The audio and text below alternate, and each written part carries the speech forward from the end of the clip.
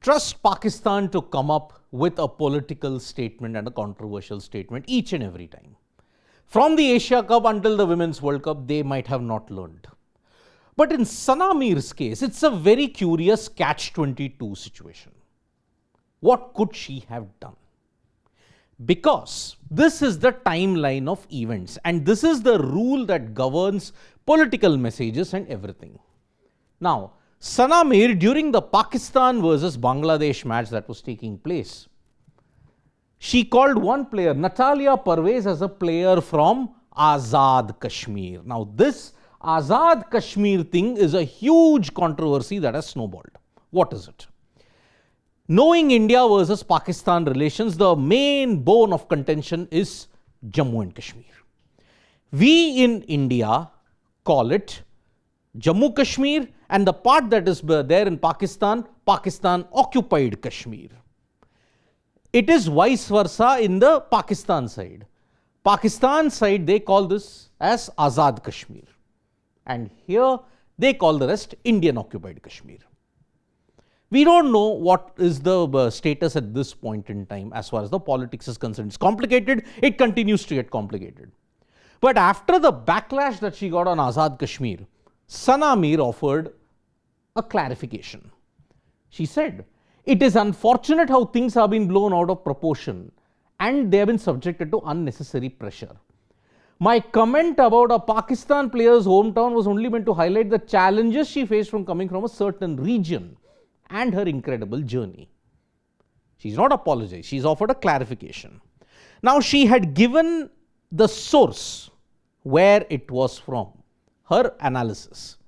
The source at this particular point in time, right here, when she gave that statement, at that time, Natalia Pervaiz's player profile read, Bandala, Azad Jammu and Kashmir.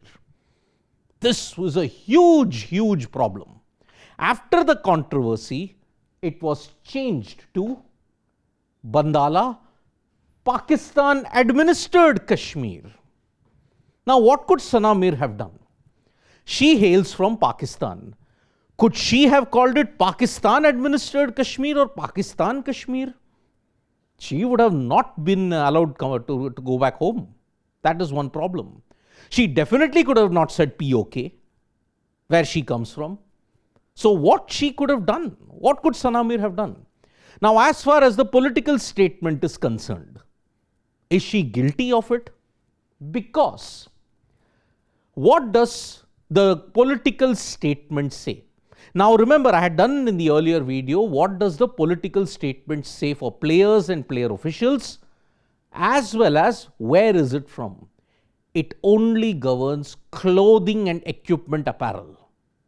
In that, players and team officials under Rule F1, players and team officials shall not be permitted to wear, display or otherwise convey personal messages on their clothing, equipment or otherwise, irrespective of whether such messages are affixed to clothing, equipment or otherwise.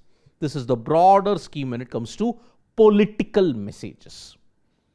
But is she guilty of a further code of conduct breach in Article 2.21?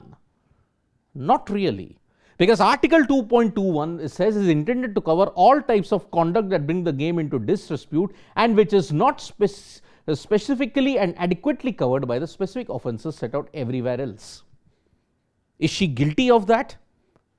Actually not. Because this is only for players and match officials. Sana Mir is neither. What can happen?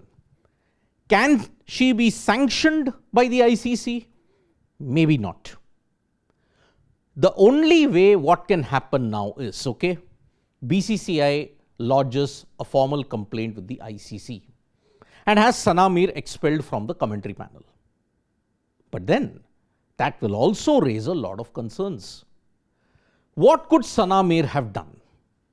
That is the question I want to ask from everybody. What is the thing that she could have done? She hails from Pakistan. Do you think she could have called that area Pakistan occupied Kashmir or Pakistan administered Kashmir? As I had mentioned, she would have not been allowed to go back to her own country if she had done it. So that is why this is a curious case indeed.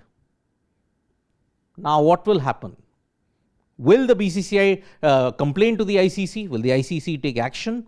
We can only wait and watch. Thank you so much, folks, for joining us for this video. Subscribe to Sports Today for all the latest news and analysis.